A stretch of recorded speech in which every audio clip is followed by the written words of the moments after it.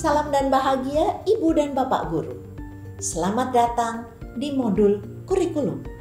Kali ini kita akan mempelajari apa itu kurikulum dan bagaimana kaitannya dengan pembelajaran. Ini penting agar kita dapat lebih memahami peran dan fungsi kurikulum dalam pembelajaran.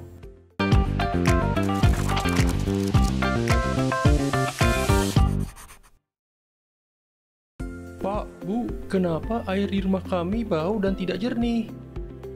Pak Guru, kenapa sih kita diminta menjaga bumi? Memangnya bumi kita kenapa, Pak? Bu, saya dan Riko kemarin ngeliat ibu kami masak gudeg.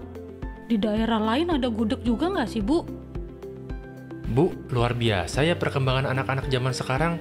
Saya kadang kaget mereka tahu informasi itu dari mana, padahal saya belum ajarkan. Pertanyaan-pertanyaannya juga unik, Bu. Rasa ingin tahu mereka tinggi banget. Misal, mereka ingin tahu asal-muasal makanan gudeg, bahannya apa saja, bagaimana cara memasaknya, bahkan sampai gudeg versi kaleng juga mereka tanyakan. Benar, Pak. Ternyata, keadaan sangat mempengaruhi cara belajar murid kita. Kadang, saya juga nggak bisa jawab pertanyaan dari mereka. Jadi, saya harus belajar lagi untuk mengamati dan mengidentifikasi cara belajar mereka, supaya bisa masuk ke dunia mereka. Iya ya, Bu.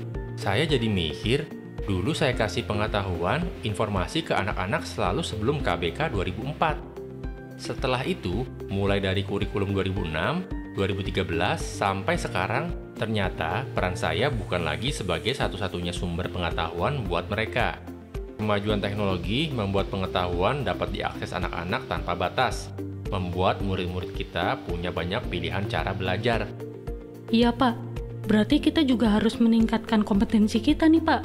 Wah, iya tuh, Bu. Pandemi ini awalnya sempat bikin saya pesimis dengan perkembangan murid. Tapi setelah saya rasa-rasa dan perhatiin, kok murid malah semakin berkembang dengan cara belajar mereka sendiri ya? Saya juga jadi terdorong harus melek teknologi dan belajar untuk mengimbangi dan membantu mereka. Betul, Pak. Ternyata memang harus kita pikirkan dan siapkan ya, kompetensi apa yang akan dibutuhkan oleh murid 10 tahun mendatang. Tapi gimana ya, Pak, cara membangun kompetensi itu? Ibu dan Bapak Guru, terkadang kita abai terhadap perubahan keadaan. Kita menganggap pengalaman bertahun-tahun kita sebagai guru selalu mampu mengantarkan keberhasilan murid kita. Padahal murid hidup pada zaman dan keadaan yang sudah berbeda. Cara berkomunikasi, cara belajar, dan cara memandang diri dan lingkungannya berbeda dengan keadaan yang kita alami pada zaman kita. Nah, sekarang keterampilan dan kompetensi apa yang dibutuhkan murid-murid kita untuk berkontribusi dalam lingkup lokal, nasional, dan global? Bagaimana cara mereka belajar? Kurikulum seperti apa yang semestinya kita gunakan? Yuk Ibu dan Bapak, kita segarkan ingatan kita kembali. Apa sih sejatinya kurikulum itu? Sebenarnya sampai hari ini belum ada pengertian kurikulum yang mengikat secara universal. Meskipun kurikulum sering dimaknai sebagai keseluruhan pengalaman belajar murid, nyatanya lebih dari sekedar itu. Kurikulum itu kompleks dan multidimensi. Kurikulum dapat dimaknai sebagai titik awal sampai titik akhir pengalaman belajar murid. Kurikulum juga diibaratkan jantungnya pendidikan. Jika jantungnya lemah, maka proses penyaluran darah tidak lancar dan bisa berakibat fatal. Ralph Tyler dalam bukunya The Basic Principle of Curriculum mengungkapkan setidaknya ada 4 komponen dalam kurikulum, yaitu tujuan, konten, metode atau cara, dan evaluasi. Umumnya, beberapa negara mengklasifikasikan komponen kurikulum menjadi 3 bagian: tujuan pembelajaran atau konten, panduan pedagogi, dan panduan asesmen. Komponen itu dapat kita gunakan dalam mendesain kurikulum dan pembelajaran berdasarkan kebutuhan murid. mulai dari kompetensi apa yang akan dimiliki murid sampai proyeksi masa depan dan bagaimana cara mewujudkan atau mencapai kompetensi tersebut. Dengan begitu, sangat jelas bahwa murid menjadi acuan atau core dari kurikulum itu sendiri. Maka kemerdekaan murid dalam belajarlah jantung dari pengembangan kurikulum. Lalu apa sih peran dan fungsi kurikulum? Kurikulum adalah salah satu komponen penting dalam sistem pendidikan nasional. Kurikulum berperan sebagai pedoman dan acuan kita dalam pembelajaran. Maka fungsi kurikulum bagi guru adalah untuk memandu dalam proses belajar murid. Peran dan fungsi kurikulum dapat kita optimalisasi dalam kerangka yang pertama, mewariskan nilai dan budaya masyarakat yang relevan dengan masa kini. Kedua, mengembangkan sesuatu yang dibutuhkan saat ini dan masa depan. Dan yang ketiga, menilai dan memilih sesuatu yang relevan atau kontekstual sebagai kontrol sosial. Murid-murid kita yang beragam suku, budaya, bahasa, adat istiadat, dan agama harus menjadi pijakan awal dalam pengembangan kurikulum. Sehingga kurikulum dapat digunakan sesuai dengan konteks di mana satuan pendidikan itu berada. Ibu dan Bapak guru, sesuai peran kita sebagai ujung tombak implementasi kurikulum dalam proses pembelajaran, kita harus tahu bahwa kurikulum nasional itu perlu disesuaikan dengan kebutuhan satuan pendidikan. Oleh sebab itu, pengembangan kurikulum diperlukan di setiap satuan pendidikan. Disinilah peran kita sebagai pemilik dan pengembang kurikulum di satuan pendidikan. Kita harus melakukan adaptasi sesuai dengan konteks dan karakteristik murid. Begitupun dengan pembelajarannya.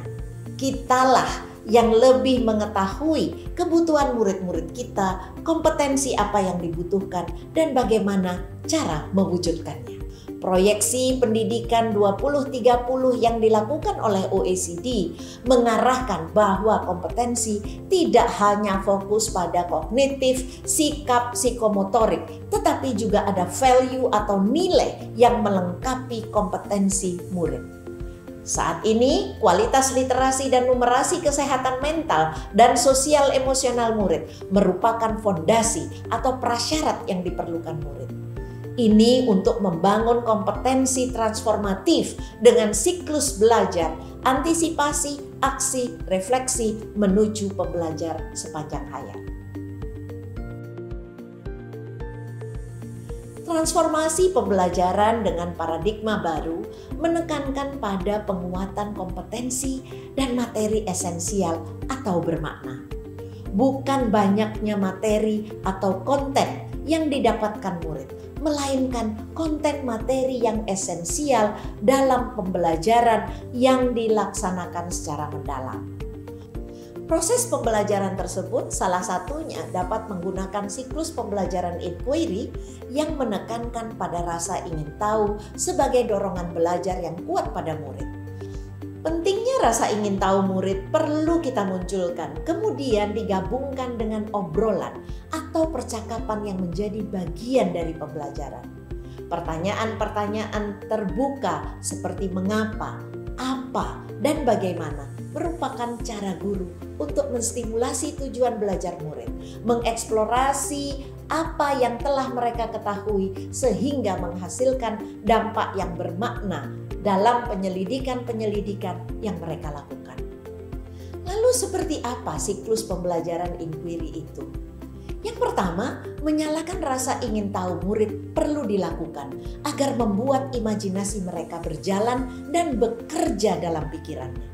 Yang kedua, mencari tahu, mengumpulkan data, fakta, dan bukti dari eksplorasi apa yang murid telah ketahui serta menemukan informasi baru dengan beragam keterampilan yang mereka miliki.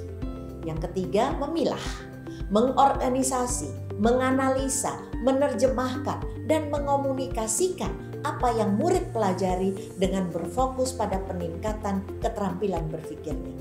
Yang Yang keempat, membuat koneksi, mencoba menghubungkan dengan topik lain yang terkait dengan konteks diri murid dan lingkungannya. Yang kelima, menyelami, mendalami, mendorong murid mengambil makna atau esensi dari kegiatan belajarnya melalui penyelidikan. Juga murid mendalami atau menyelami rasa ingin tahu lebih jauh dari pertanyaan-pertanyaan yang belum terjawab dalam diri mereka. Yang keenam, aksi atau tindakan merefleksikan apa yang telah murid pelajari dan membuat aksi nyata dari pembelajaran bermakna yang didapatkannya. Aksi ini muncul karena inovasi internal dari dalam diri murid. Dan yang juga tidak kalah penting, transformasi pembelajaran murid berfokus pada pengembangan karakter berdasarkan nilai-nilai Pancasila untuk mewujudkan profil pelajar Pancasila melalui pembelajaran berbasis proyek. Dengan demikian, diharapkan murid dapat memberikan dampak positif bagi dirinya sendiri dan lingkungannya kelak. Ibu dan Bapak guru, setelah memahami peran dan fungsi kurikulum, apa yang selanjutnya dapat kita lakukan untuk mewujudkan proses pembelajaran yang berpihak pada murid? Selamat belajar Ibu dan Bapak guru hebat. Salam